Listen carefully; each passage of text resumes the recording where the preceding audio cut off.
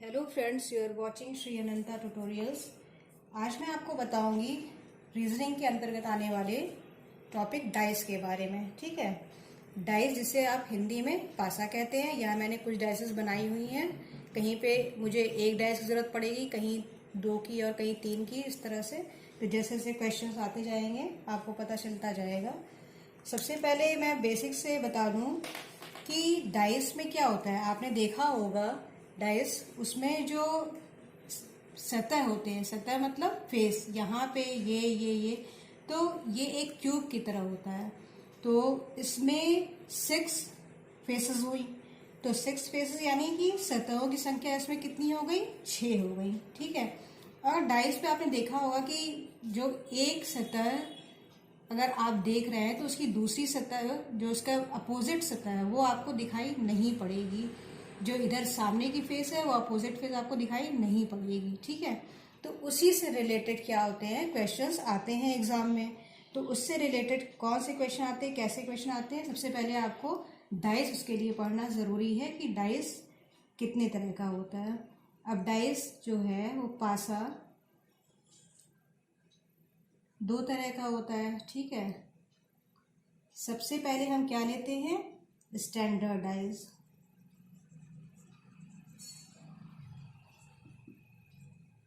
दूसरा क्या हुआ आपका? Simple dice.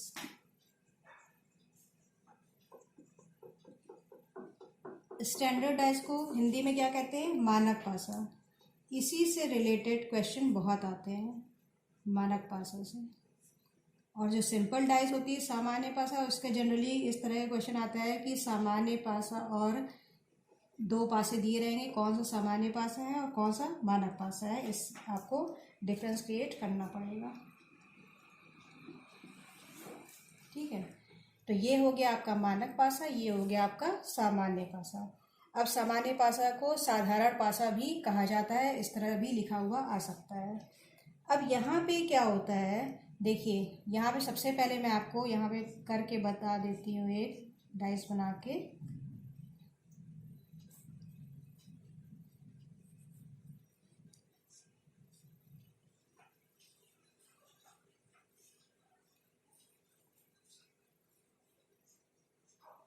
क्योंकि हम लोगों को डिफरेंस पहले समझना ज़रूरी है।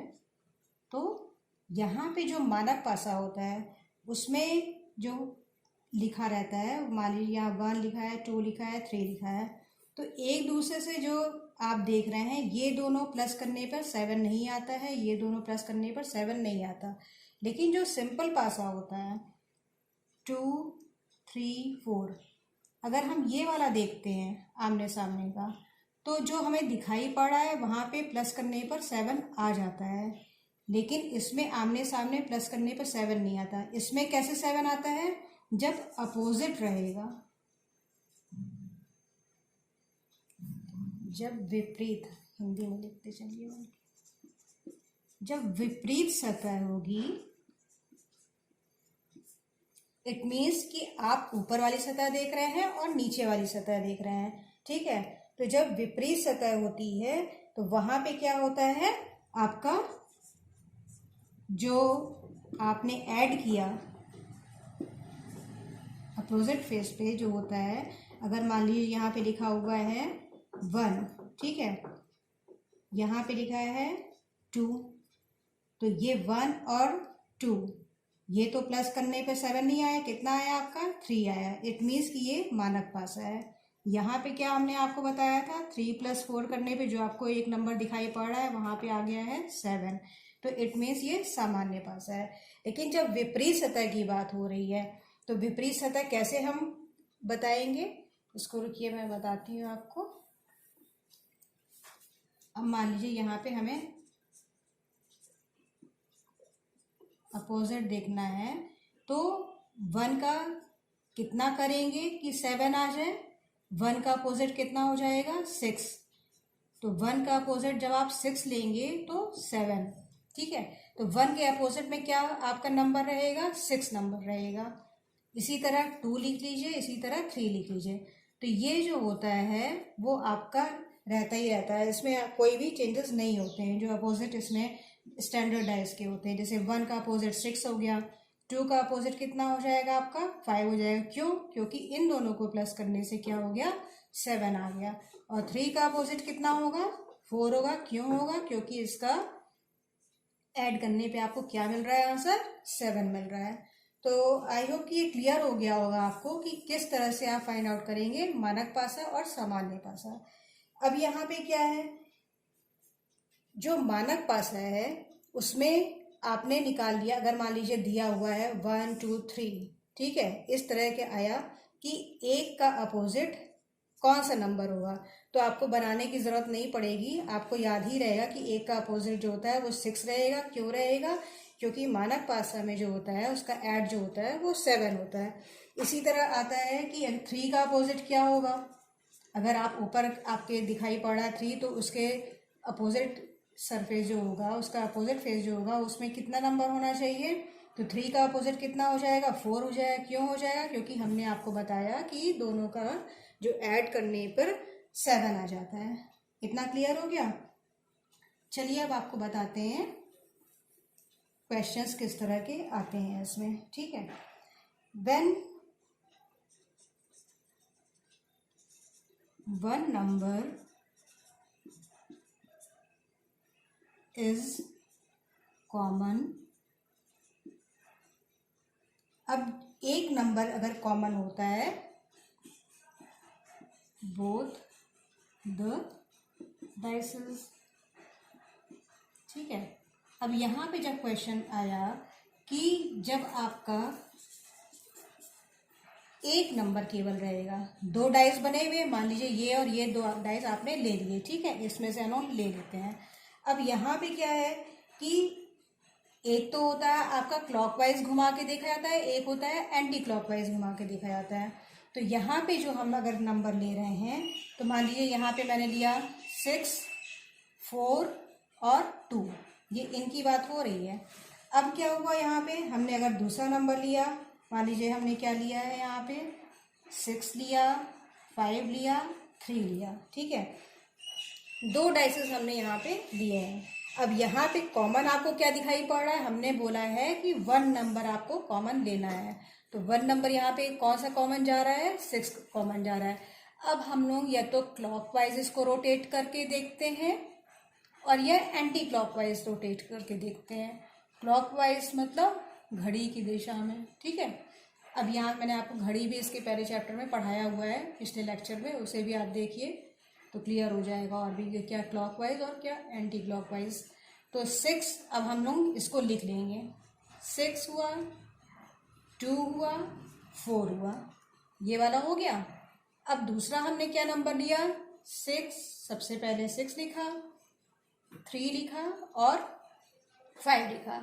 अब यहाँ पे पूछता है कि 6 के अपोजिट कौन सा नंबर होगा, तो 6 के अपोजिट कौन सा नंबर होगा उसको हमें बताना है। तो 6 के अपोजिट क्या 6 होगा, यहाँ पे आपके हिसाब से 6 का अपोजिट 6 हो जाएगा?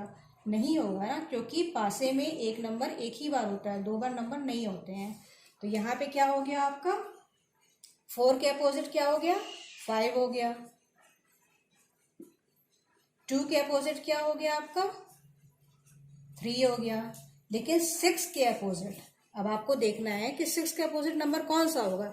जब आपको इतने नंबर मिल गए तो बचा कौन सा नंबर, 1 नंबर कहीं नहीं दिख रहा है हमें। तो जब 1 नंबर कहीं नहीं दिख रहा है, 2 मिल गया, 4 मिल गया, 3 5 6, तो यहाँ पे क्या हो जाएगा आपका 1 हो जाएगा।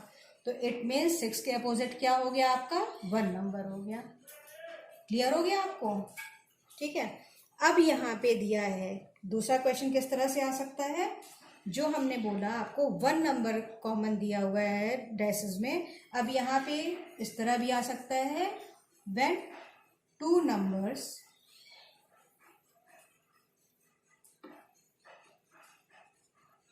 आर कॉमन, ठीक है।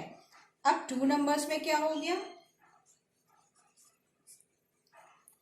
जब कोई भी डाइस आपकी दी हुई है, मान लीजिए ये और ये 2 डाइस दी हुई है, आपको देखना है यहाँ पे कि 2 नंबर आपके कॉमन होने चाहिए। मान लीजिए हमने हटा दिया यहाँ से, यहाँ पे 2 लिखा हुआ है, तो मैंने यहाँ पे भी इस डाइस में भी आपका 2 कर दिया। अब क्या हो गया इसमें 6 कॉमन एंड 2 कॉमन। तो आप क्या देख रहे हैं यहाँ पे, 2 numbers are common in these 2 dices. अब यहाँ पे क्या है, 4 और 5 दिख रहा है आपको। अब यहाँ पे पूछेगा क्या कि 5 के अपोजिट या 4 के अपोजिट आपका नंबर कौन सा है। तो कैसे फाइंड आउट आपने किया, 6 को आप कट कर देंगे, 6 से 6 को कट कर देंगे, 2 से इन दोनों को कट कर देंगे, बच गया क्या आपका 4 बचा और 5 बचा। तो 4 बचा और 5 बचा, तो इट मीन्स 5 के अपोजिट 4 आएगा। अगर पूछता है कि 4 के अपोजिट क्या होगा, तो 4 के अपोजिट क्या हो जाएगा, 5 हो जाएगा। चाहे आप इधर से इधर लीजिए, इधर से इधर लीजिए, ठीक है। और अगर ये पूछते हैं कि 6 और 2 के अपोजिट क्या हुआ, तो फिर ये सब जो है यहाँ पे आपने पहले कट करके हटा दिया है, क्योंकि उसके दो उसके आंसर हो सकते हैं, ठीक है। अब यहाँ पे आप देखिए, अब मान लीजिए आपने दिया हुआ है कि यहाँ पे 1 2 3 4 हमने डाइसेस बनाए हुए हैं, ठीक है। अब यहाँ पे अगर 3 आपको डाइस दिया हो या 4 डाइस दिया हो, उसमें आपको निकालना है। डाइसेस से भी रिलेटेड बहुत सारे क्वेश्चंस होते हैं। अभी आपको ओपन डाइस भी मैं समझाऊंगी। सबसे पहले हम देखते हैं ये वाला, ठीक है। अब यहाँ पे मान लीजिए दिया हुआ है, इसको पूरा ही आप इरेज कर दीजिए। यहाँ पे हम एक डाइस और बनाते हैं। अगर हम एक डाइस और बनाएं, चाहे 2 और बना लें, 4 हो जाए या 5 हो जाए, कोई फर्क नहीं, सब निकलता चला जाएगा आपका क्वेश्चन। अब यहाँ पे मैंने क्या लिखा, मान लीजिए अभी तक तो 1 2 3 4 चल रहा था, ठीक है। मान लीजिए 3 पासे दिए हुए हैं या 4 पासे दिए हुए हैं, कितना भी दिया हुआ है, तो उसका निकालने के लिए क्या करेंगे, यहाँ पे आपने लिख लिया। अभी तक तो मान लीजिए 1 2 3 4 वाले आप पासे देख रहे थे, ठीक है। अब मान लीजिए 1 2 3 4 की जगह लिखा हुआ है ABCD। कभी कभी क्या आता है, डॉट वाले क्वेश्चन आ जाते हैं, ठीक है। तो उसमें कंफ्यूज नहीं करिए, सब सेम इसी तरह से चलता है। अब यहाँ पे दिया हुआ है, जैसे मान लीजिए यहाँ पे दिया है ABC, दूसरे में क्या हमने लिख दिया DCE, तीसरे में क्या लिख दिया हमने FE and B।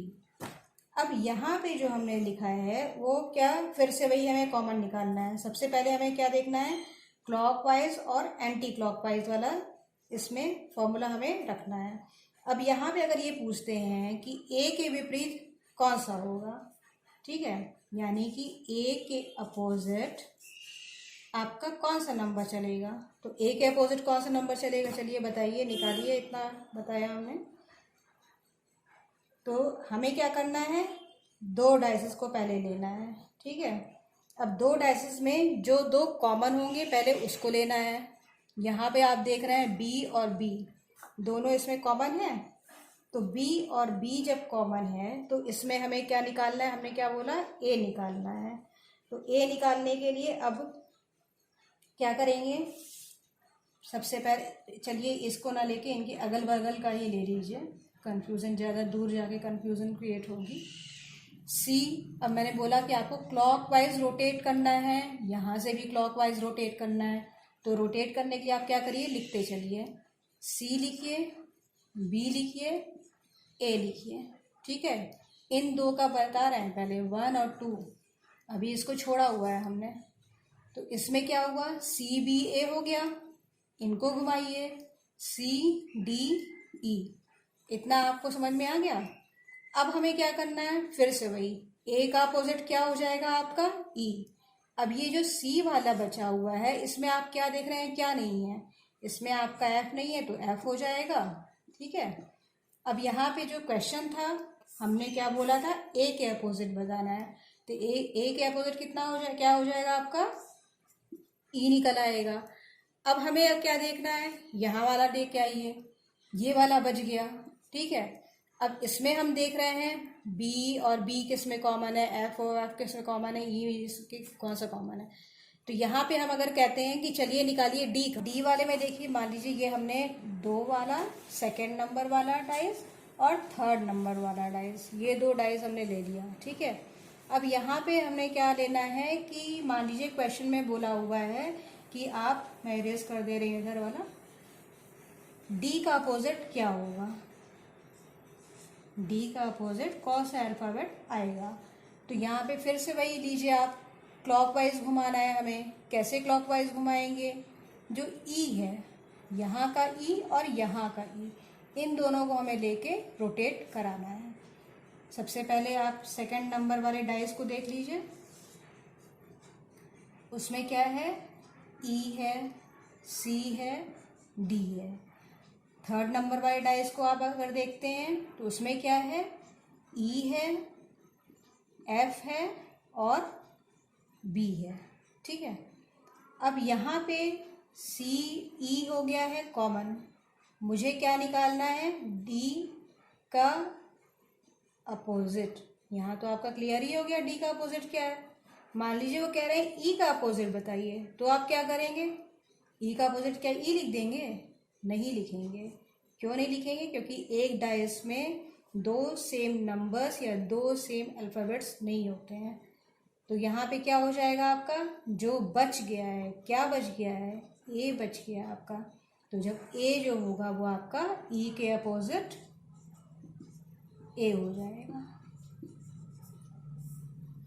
I hope कि आपको क्लियर हो गया होगा। अब जो बचा हुआ है वो भी 2-3 तरह के और भी डाइसेस होते हैं, जिस ओपन डाइसेस में आते हैं, तो उसके भी तरीके थोड़े से डिफरेंट होते हैं, लेकिन मैं आपको इजीली बता दूंगी।